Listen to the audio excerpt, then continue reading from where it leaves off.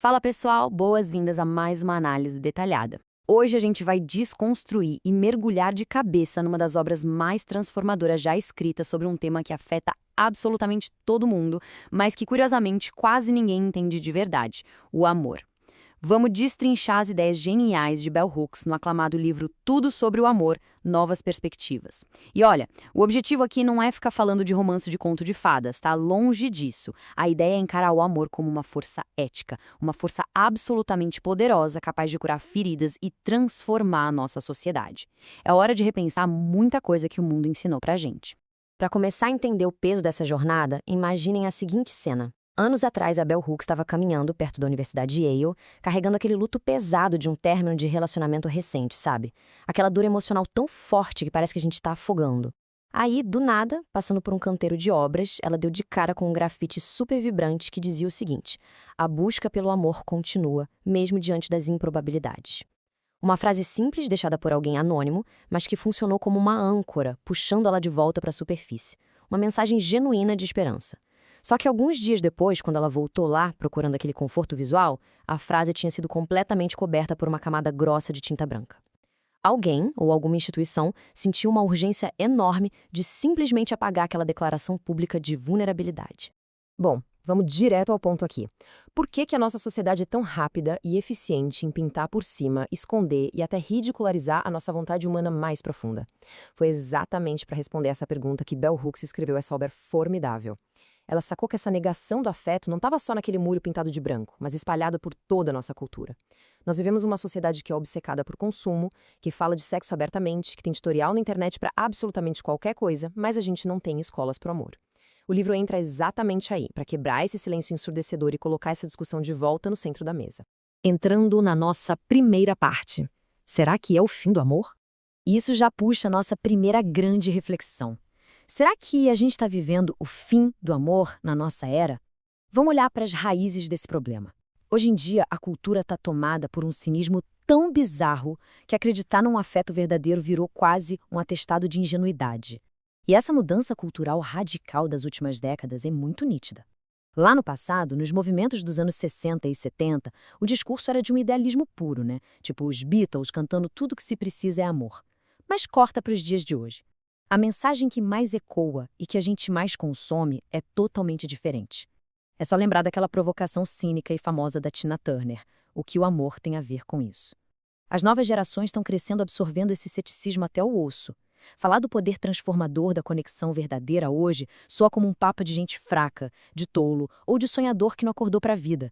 Mas a Hooks liga um alerta vermelho para algo bem mais sombrio que fica escondido atrás dessa armadura de cinismo. Essa atitude toda distante, essa frieza, na verdade, mascara um medo aterrorizante de ter o coração partido. O que as gerações de hoje buscam é exatamente isso: intimidade sem nenhum risco emocional e prazer sem investimento real. O pavor de sofrer uma decepção é tão grande que a gente se contenta com laços rasos. O grande problema é que, nessa tentativa cega de se proteger da dor, a gente acaba jogando fora a possibilidade de viver uma alegria verdadeira, uma comunhão real. É como se a gente passasse fome de afeto enquanto finge o tempo todo que está de dieta. O que nos leva à nossa parte 2. Quem é que pode falar disso? Essa é uma pergunta muito boa, inclusive. Quem é que de fato segura o microfone para definir o que a gente sente?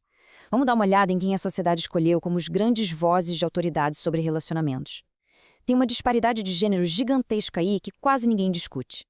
A Bell Hooks notou, com muita perspicácia, que a grande maioria dos livros respeitados e até aqueles guias de autoajuda super famosos foram escritos por homens.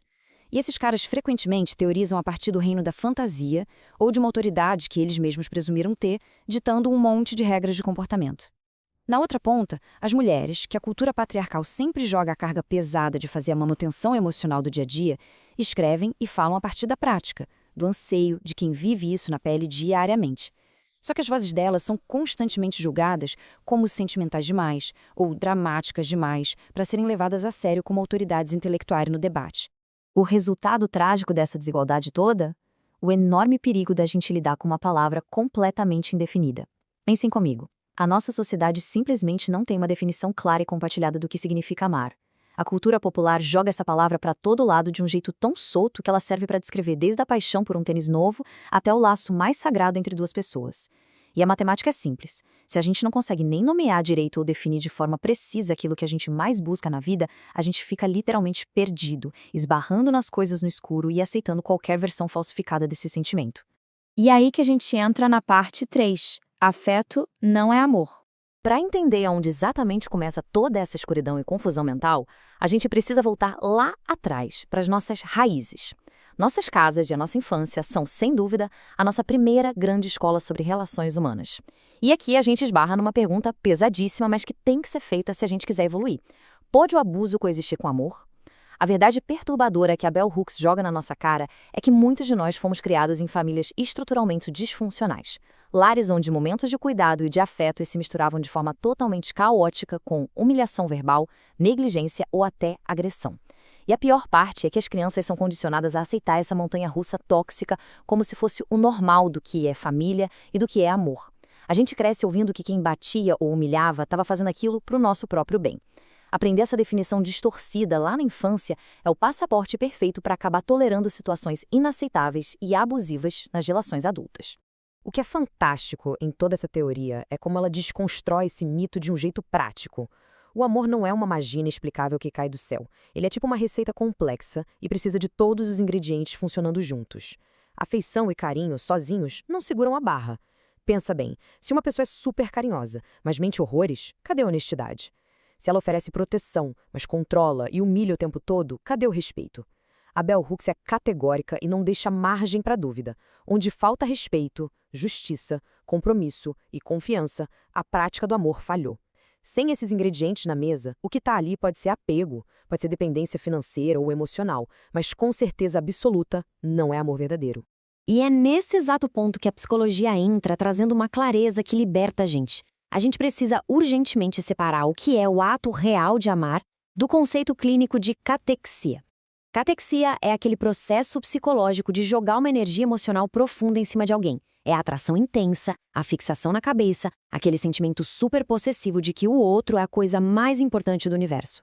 Mas catexia não é amor de jeito nenhum. É por isso que alguém consegue bater no peito, chorar as pintangas e jurar que ama demais uma pessoa porque está sentindo a força absurda da catexia, enquanto no mesmo dia toma atitudes que destroem essa mesma pessoa. Sentir uma parada intensa e visceral por alguém é fácil, mas isso nunca foi garantia de que existe amor de verdade ali. Parte 4. O amor como ação. Tendo tudo isso em mente, como é que a gente sai desse buraco de definições quebradas que prendem a gente em relações tóxicas? Agora é a hora da solução. Vamos ver como a Hooks redefine o afeto de um jeito empoderador e prático. O pulo do gato está nessa definição espetacular do psiquiatra Amy Scott Peck, que ela pega como base para a obra toda. Olha só, o amor é a vontade de se empenhar ao máximo para promover o próprio crescimento espiritual ou de outra pessoa. E a palavra de ouro aqui é a primeira, vontade. O amor não é um instinto biológico incontrolável. Ele não é um estado passivo em que a gente tropeça e cai apaixonado sem perceber. Muito pelo contrário, o amor é um ato, é uma ação intencional. Como o próprio Peck defende, nós não somos obrigados a amar ninguém, nós escolhemos amar, ativamente pelas nossas atitudes diárias. E para colocar essa revolução na prática, no nosso dia a dia, a autora propõe 3 passos bem diretos. Passo 1. A gente tem que abandonar de vez aquela historinha de novela de que o amor é só um sentimento passivo e misterioso que a gente não controla. Passo 2. Precisa ter coragem de olhar para trás, encarar a verdade sobre o histórico da nossa família e dos nossos romances e parar agora mesmo de aceitar desrespeito embalado em papel de afeto. E o passo 3, que é o mais mão na massa, assumir o controle. Escolher deliberadamente praticar atitudes amorosas como um exercício ético de todo santo dia. E isso, claro, começa pelo amor próprio, porque é simplesmente impossível nutrir o espírito de outra pessoa se a gente vive em guerra com o nosso próprio reflexo no espelho. Para amarrar tudo isso, vamos voltar rapidinho naquela cena do começo da nossa explicação. Aquele grafite todo colorido que foi apagado com tinta branca lá na universidade. O que a Bell Hooks mostra pra gente é que escrever aquilo nos muros não era só alguém lamentando que estava triste ou solitário. Na verdade, foi um ato visceral, super radical, de resistência. Reconhecer em voz alta, para o mundo inteiro ver, que a gente deseja profundamente o amor verdadeiro e que a gente vai continuar buscando isso ativamente através do que a gente faz, mesmo no mundo que está cada dia mais cínico e frio, isso é um baita ato de rebeldia vital.